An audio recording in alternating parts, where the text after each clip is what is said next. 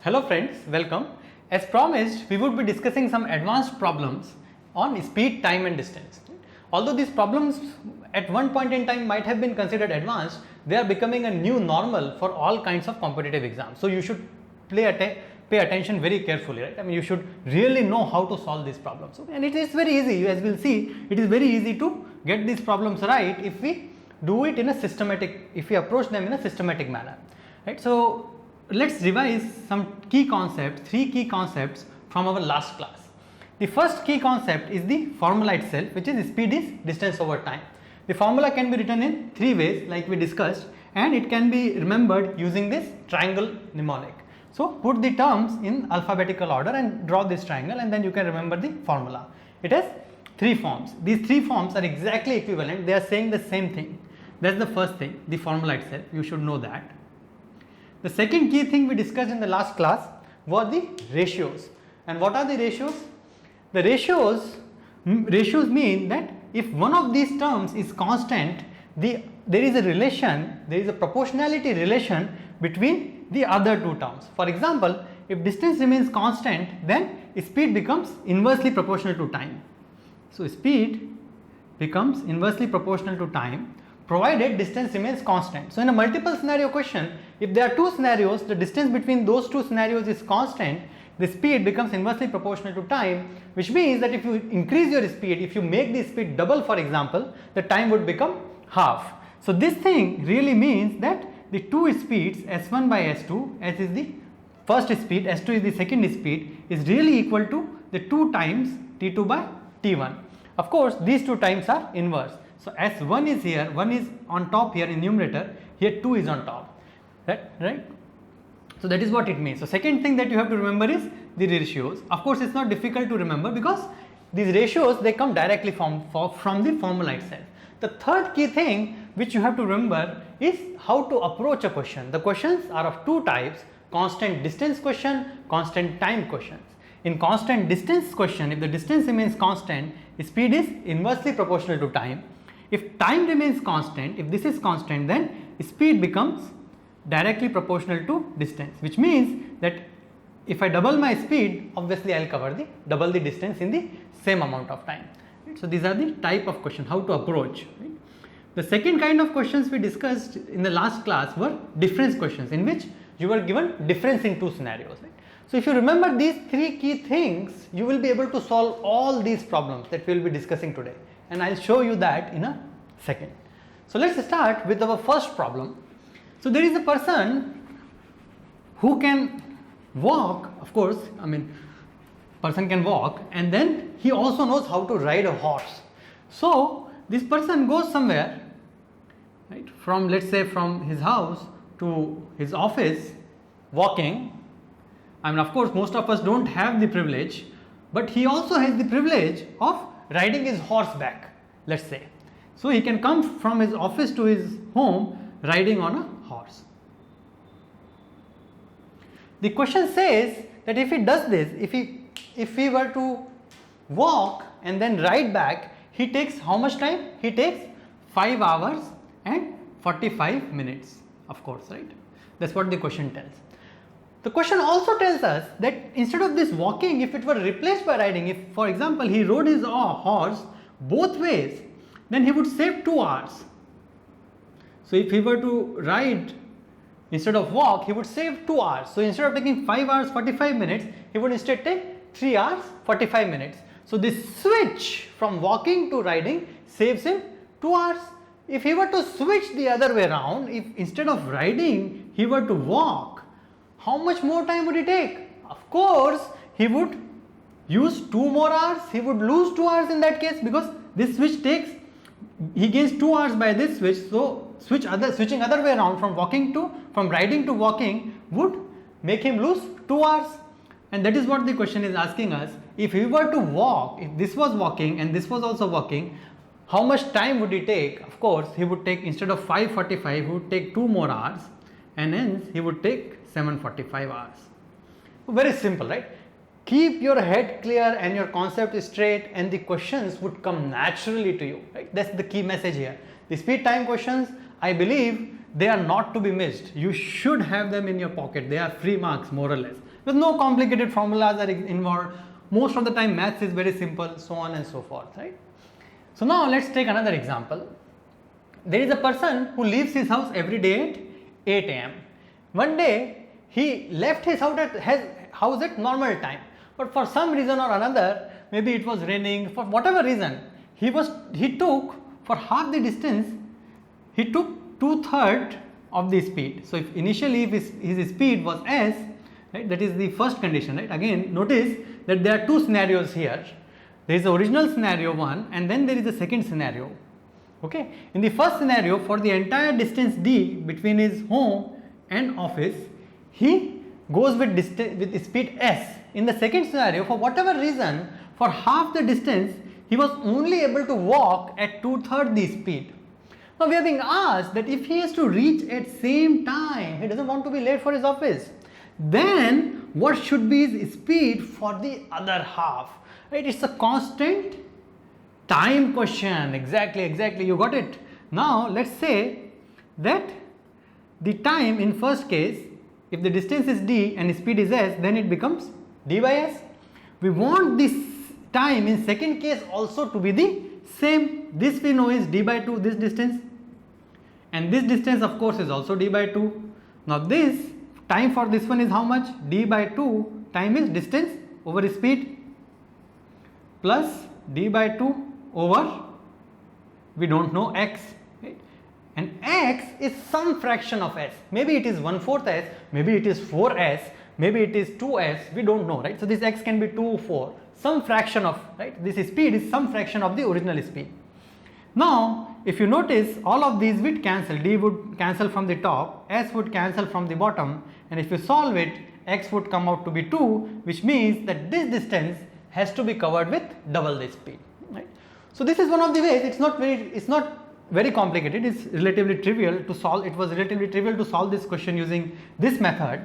However, if we get a little insight, if we use the ratio method in this question, then it becomes even simpler. Notice that this speed is 2 by 3s. Therefore, to cover this half distance, like in the second case, the entire distance is divided into two segments, two equal segments. In this segment, the speed is 3 by 2s. So the new time would be 3 by 2t, which means that from the original time were t, then he would not only take one full time t here, from here he would exhaust that, plus he would also exhaust, so this is 1t, he would exhaust this time, plus he would also exhaust half the time from this side. This is what this 3 by 2t means. 3 by 2 is 1 plus 1 by 2. So he would exhaust his time, right, for this segment completely, and he would borrow half t from here. Speed got reduced by 2 by 3, the time increased to 3 by 2t. That's what the ratios tell us. The distance is constant, and therefore the time he borrowed, he had to borrow half t from the other segment, from the other half. Now since he has borrowed this time from the other half, he has already taken this half time from this half, he has to cover the same distance now in half the time. Therefore he has to double his speed. So very simple. I mean, you don't have to draw anything, you can simply solve it.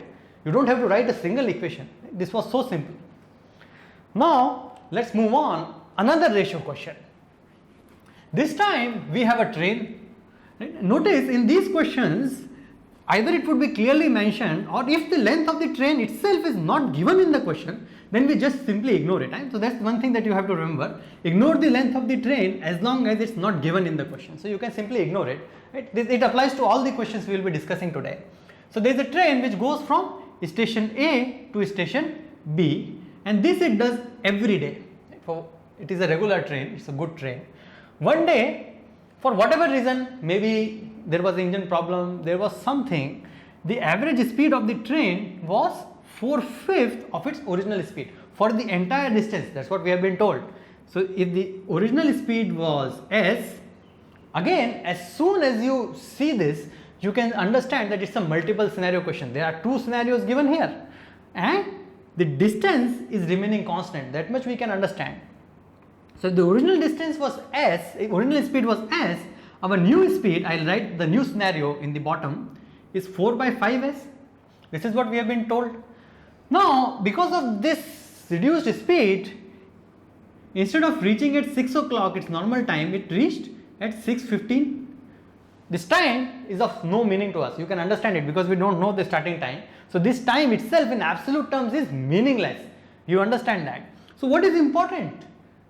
The difference in time, the difference between these two times is important. The time themselves, absolute values are not material. It only tells us that these two, right, the only thing is the difference in time is important, right? If the trouble had occurred after the train had travelled 100 kilometers from A, okay, so this 6 o'clock time would have been achieved, I write it at the bottom, this 6 o'clock time would have been achieved if the trouble had happened here. So this is the first scenario. I will draw the second scenario here.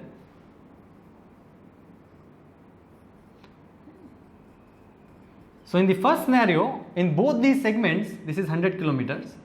The train was travelling at 4/5 speed. Now if here the speed was s and after 100 kilometers the speed was reduced, instead of reaching at 6:15, it would have reached at 6 o'clock. Okay, so this 6 o'clock is also not its normal time, but we are being told that if the engine trouble happened after 100 kilometers, we would have made it at 6 o'clock. Like I said, the difference in time is important. The difference between these two scenarios is important. And what is creating this difference? Where is this difference coming from?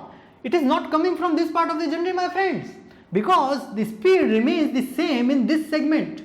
It is only coming from this part of the journey, this 100 kilometer. It is the 100 kilometer which is significant, and we write the equation very quickly. So difference in time is 15 minutes, which is equal to 1 by 4 hour. The difference in speed is 4 by is s and 4 by 5 s and s, and the distance is constant 100 kilometer. Therefore we write 100 over 4 by 5s, this is lower speed, so time would be more in this case, minus 100 over s is equal to 15 or 1 by 4 hour. Now you can solve it for s and you will get a value of s as 100 kilometer per hour. So everything is in hour, so the answer would be 100 kilometer per hour. Right? So it's a difference question, you have to understand that. Now this solving it was not difficult, it was very simple. Like there is a single variable, not very complicated, but we can solve this question very easily, even more easily if we look at one key insight. And what is that? The time in the first scenario, in this scenario when it travels at normal speed, let it be t. Since the speed got reduced by 4 by 5, it got reduced by 4 by 5, the time would increase by a factor of 5 by 4, therefore the new time would become 5 by 4t. What's the difference between these two times? We know that it is 1 by 4, 5 by 4 minus 1, t is 1 by 4t, and this difference is equal to 1 by 4. Therefore, the time required to cover this distance is how much? You can solve it, you will get t is equal to 1 hour. Now this 1 hour is covered, in 1 hour the train covers 100 kilometers, so its speed is 100 kilometer per hour. So very simple, you don't have to write any equation. If you use the ratio method, if you can use the ratio method, use it, because that's what the examiner, that's what he had in mind. Using the ratio method, you will need less time. Moving on, we have another question which is a constant distance question. So here the distance is constant, it's 96 kilometer, right? So as soon as you read the question, that is the first thing that should come to your mind. So this 96 kilometers is covered in two different ways. That's what this question is telling us. Right? And then again 2 hours faster. This keyword tells us that some difference in time would be involved. We will have to find the difference in time. So then there is this person who is traveling this 96 kilometers and he is doing it in two ways. One, he does it at its normal speed. That's what his intended speed is. Now, instead of using this intended speed, if he were to use, if he covered s into 1 hour and 15 minutes, right? So in 1 hour 15 minutes really means 1 plus 1 by 4 hour, which is equal to 5 by 4 hours. So if he covers in 5 by 4 hours, using at its normal speed, how much distance would he cover? 5 by 4s, this is what he would cover. This he achieved by traveling 1 kilometer more every hour than he intends to cover every 1 hour and 15 minutes. So every 1 hour and 15 minutes he would cover how much distance? S 5 by 4. Okay, so this is the distance he would cover. He is not only doing that, but he is doing 1 kilometer more. That the trick is in this language, right? So instead of walking at this speed, he is walking at this speed. S 5 by 4 plus 1, he is doing it every hour. So this is his new speed, kilometer per hour. That is what this entire language is telling us this. So those are the two scenarios. Of course, if we subtract the time taken in both these speeds, it would come out to be how much? 2. Very simple. So then I do this. Time is equal to distance over speed. Our distance is 96. Speed, the slower speed is this, we know that. And in second case, our speed becomes S into 5 by 4 plus 1, and this is 2. You can solve for S would come out to be a quadratic equation, 5s square minus 44s minus 192 is equal to 0. If you solve it, you will get two values of S. Either S would be equal to minus 16 or S would be equal to 12. Of course, minus 16 is not possible, so we reject that. S would be equal to 12. This is his original intended speed, that is what he did. But we are being asked, what is his real speed? His real speed is this. So we substitute S here. So S becomes 12, 4 is a 12, 5 is a 15 plus 1, 16 kilometer per hour. Right? So that's the answer. Okay. So one more thing which you have to remember is what is being asked. Right? His final speed is being asked. So don't write 12. You have to do further calculations. Again, very simple. So let's move on. Now this is a slightly tricky problem. Okay, that is the thing here. It is not a very involved problem. It does not involve anything complicated. It shouldn't take a lot of time, but these kinds of questions are also being asked nowadays, right? And they involve a trick. So as long as you understand this one particular trick, you would be good to go. So let's look at that trick. So there is this person Bob, he is a father, and then there is this child who is studying at a school. Bob is at home, right? One day his normal time, the normal time when the child leaves school is 5 o'clock. But one day, for some reason or other, he left school at 4 o'clock. Maybe his classes got over, whatever be the reason, okay? He left school at 4 o'clock. Now every day, Bob would, on a normal day, the Bob would go from home to pick his his kid from school. Of course, he would want to reach school at what time? 5 o'clock, right? I mean, he would want to reach only at the time when the child is there. Why would he reach any earlier? Why would he be late? So he would leave home thinking that he would reach, or planning so that he reaches school at 5 o'clock exactly. But one day the school got over at 4, and so the child started walking. So the child started walking towards the home. Now Bob didn't know this, so he left his home at normal time, and then he met his child here. Now as soon as he saw his child midway, of course he became very angry. He scolded him that why did you leave school, all of those things happened. But that is not what is we have to really focus on here. All of those things we can imagine would have happened. But what really happened, what was of consequence here was, when he met his child midway and he came back, he noticed that he saved 40 minutes. Although he might have not have lied that his child, he found him midway, but he really had saved 40 minutes. Now what we are being asked is, what is the ratio of speed of Bob to his son? Now as soon as you look at this question, you are like, there is nothing given here. How do I even start? But of course, you have to draw this diagram first.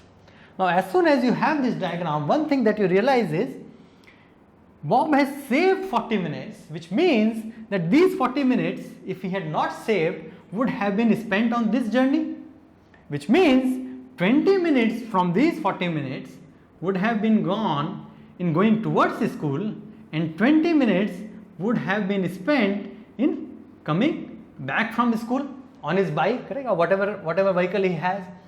right? So 20 minutes would have been spent here, 20 minutes would have been spent here, and that's how these 40 minutes have been accounted. Other thing which you have to realize is that because 20 minutes would have been spent here, he would have reached school at 5 o'clock. Therefore, the meeting must have happened at 4:40. Right? The time here would have been 4:40 because after 20 minutes, definitely he would have been at school. After 20 minutes, 4:40, add 20, it will be 5 o'clock and he would have reached school. So therefore, the meeting happened at 4:40. That is another thing that we can say. Now, as soon as we have these two things, we know that since the meeting happened at 4:40, the school got over at 4. So his son would have walked for how much? For how long his son would have walked to cover this distance?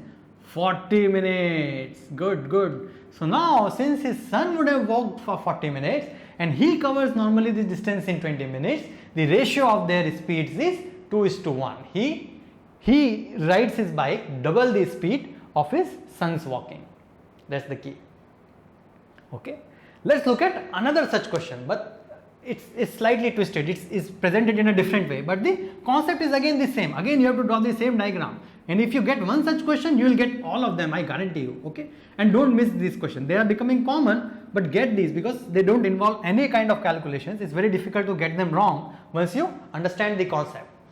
Now, this time there is a person who gets off his train, but he lives in the countryside. Basically, he lives in a nearby town and his train station is little further from his house. So his wife every day she would drive from home to this station here. Okay, that's what the question is telling us. But one day what happened was, this guy, he came early, right? He came early, he caught an earlier train and that's why he landed at the station early. Now again, similar to the last question, because this guy landed early, he thought that, oh, what should I do? Let me start walking. Okay, so he started walking towards the home. His wife came and met him on the midway and then they returned back. How much time they saved this time? They saved 12 minutes. This is what the question is telling us. Like last time, these 12 minutes, if they were not saved, they would have been spent going from here, 6 minutes going towards the station and 6 minutes coming back. That's where they would have been spent. Now we are also being told that the car, the wife is driving a car, travels 5 times Ravi's speed. So Ravi is walking and the car travels 5 times. Because the car travels 5 times the speed, it takes 1/5 of the time. So 66 minutes is 1/5 of what? 30. So Ravi takes 30 minutes to walk. Right? Ravi would have taken 30 minutes to walk this distance and car would take only 1/5 the time, which is 6 minutes. Okay, so the car is taking 6 minutes and Ravi takes 30 minutes. What are we being asked? We are asked at what time. So he reached at 6 o'clock, he reached home in this case. Now if this distance, if for some reason he had already conveyed to his wife and she would have picked him from the station, how much time, at what time would he have gotten home? That's what the question is asking us. If this distance, instead of being walked, right, instead of spending 30 minutes, this distance was covered in a car in only 6 minutes, how much time would have been saved? That is what the question is asking us.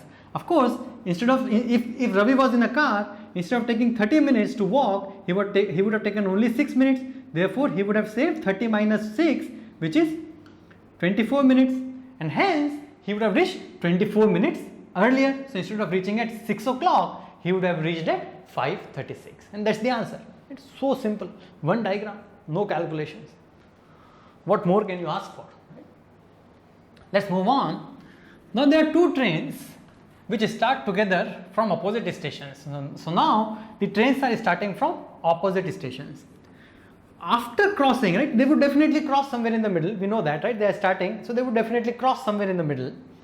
After crossing, we are being told that they take 9 hours and 25 hours respectively to reach the opposite ends, right?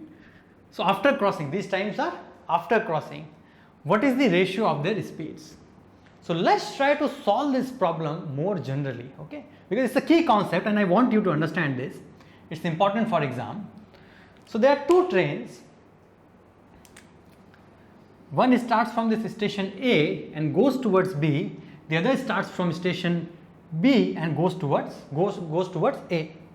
Let's say that the ratio of their speed is 1:s.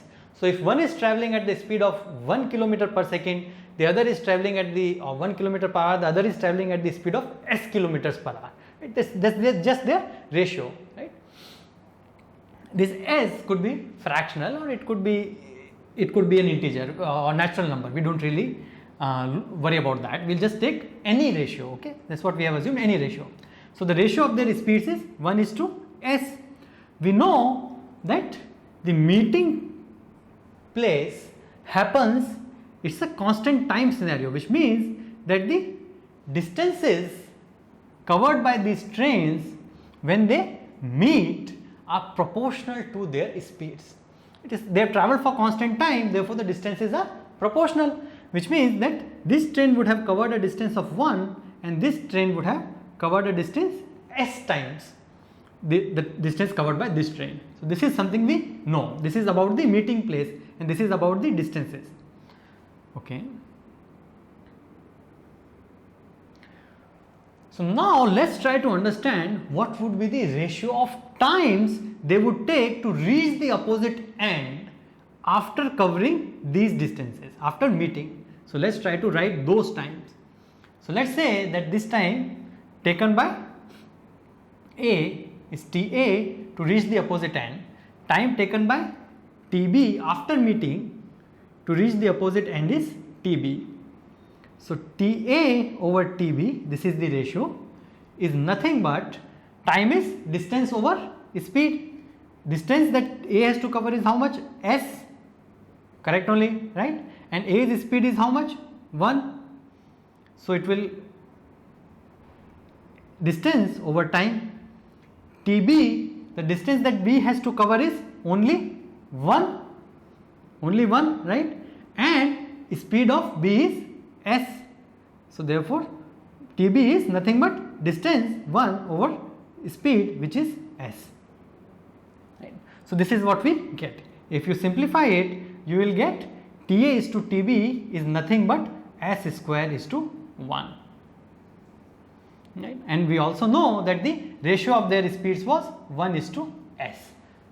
So this is one key thing that you have to remember. Time taken after meeting, the ratio of time taken after meeting, after crossing, is square. The ratio of time taken after meeting is square of the inverse of ratio of speeds. Right? It's square of the inverse of ratio of speeds. Right? So ratio of speed was 1:s. Ratio of time after meeting to get to the opposite side is square of this. That is something that you should remember if possible. If not, you can always arrive at this very quickly. So now we know this. We also know that TA by TB is also equal to 9 by 25. Right? We also know that, or rather 25 by 9, because TA is longer, so 25 by 9. Therefore, if we simplify it, S by 1 comes out to be under root of this. The ratio of their speeds is S by 1, and that will be under root of 25 by 9, which is equal to 5:3. And that's the answer, right? So we could have done it simply by taking under root of this, right? Taking a square root of this, but we just went through the trouble of understanding where this formula comes from, where this relation comes from, and it comes from all of this. So move on, let's move on. So now there is a man, right? This is slightly complicated question, so bear with me here. Here we are using two concepts. We will be using the concept from our fast and slow clocks that we discussed earlier, and we would also be using the concept of speed, time and distance. So man starts from his home at 14:30. So there are two clocks. So there is a clock at home which tells time 14:30. He gets to his village at 15:15, and after staying there for 25 minutes, which means that at 15:40 he leaves from his village and he gets back to his home at 16 o'clock. So that the distances are different, but of course we can convert the times here. There is some relation between times which is given in this question, or which can be derived from this question. And what is this? What is the relation? So let's say that his original time is t1 and his final time is t2. While going back, right, that is his final time, this is his going back time, so it's t2.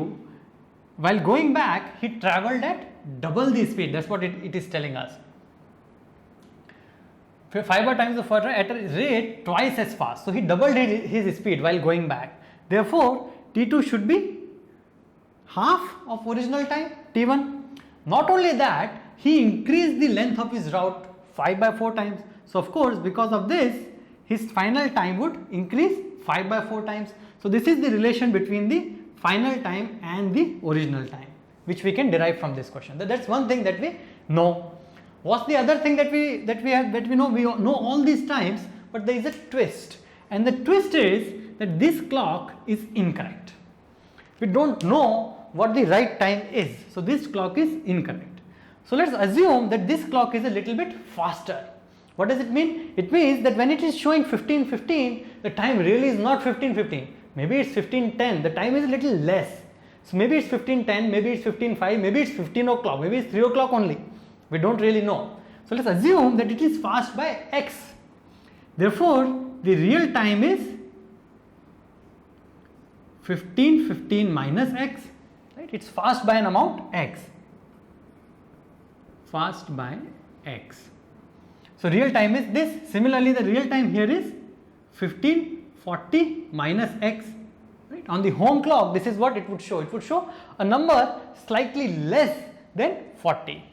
So now with this information, we can derive the times he took to go to village and then come back home.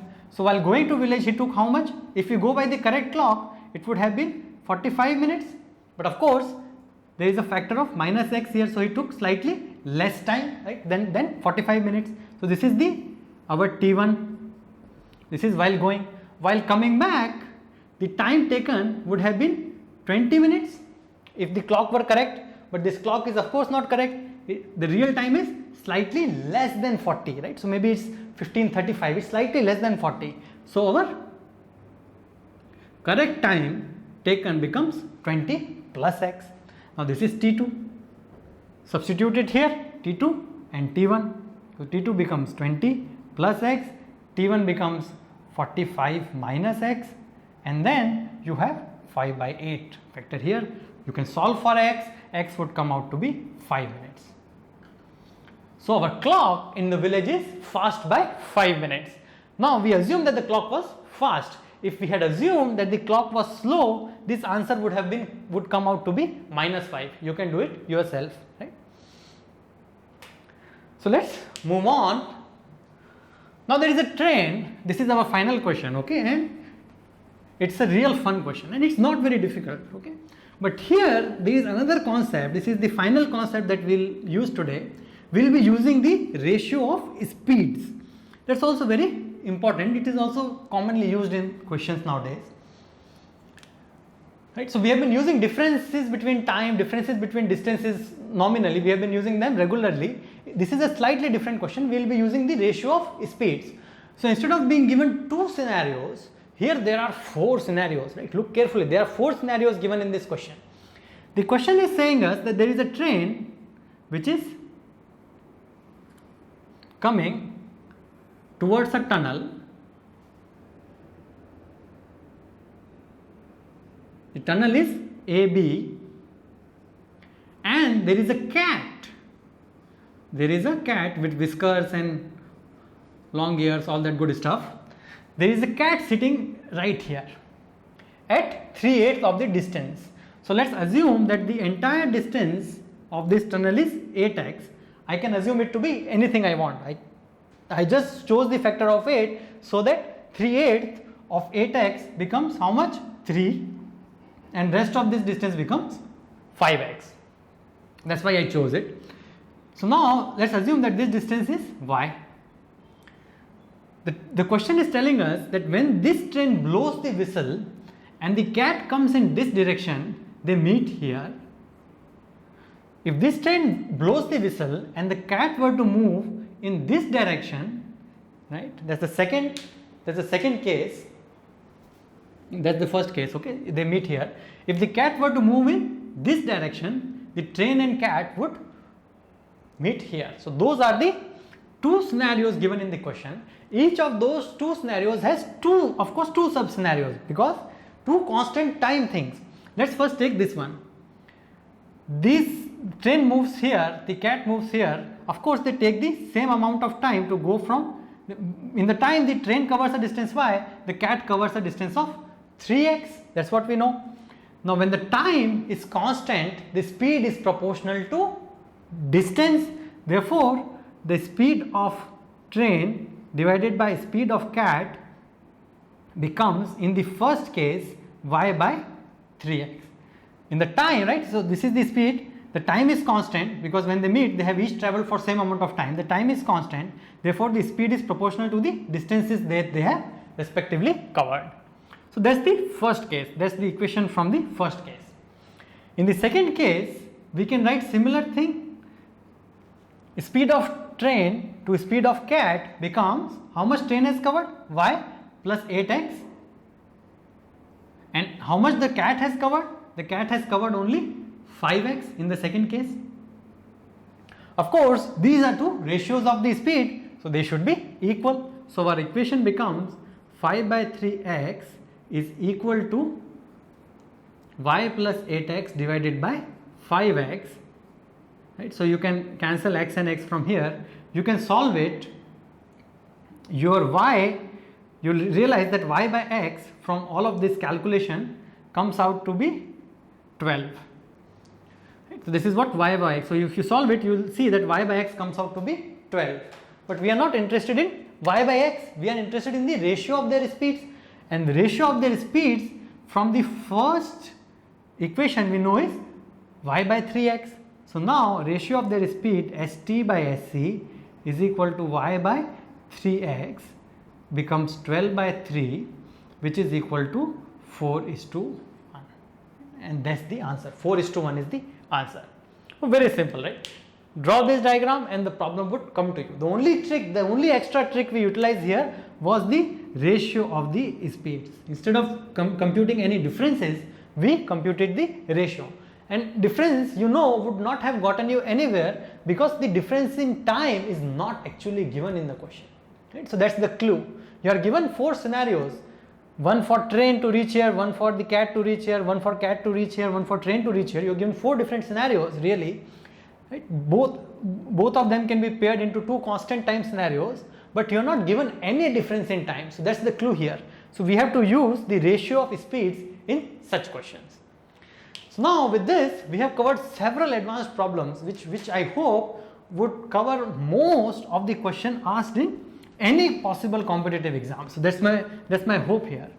Of course, we are not done with the speed questions yet because examiners, they really like such problems for whatever reason. So there are some variations which are yet to be discussed. One of the important ones is the relative speed, which we would cover in the next class. This is a sample problem. Okay. So if you want to understand the concept of relative speed and more further concepts on speed and distance, then do tune into our channel. If you have questions, write them in the bottom and I'll try to answer those. Thank you very much and good luck.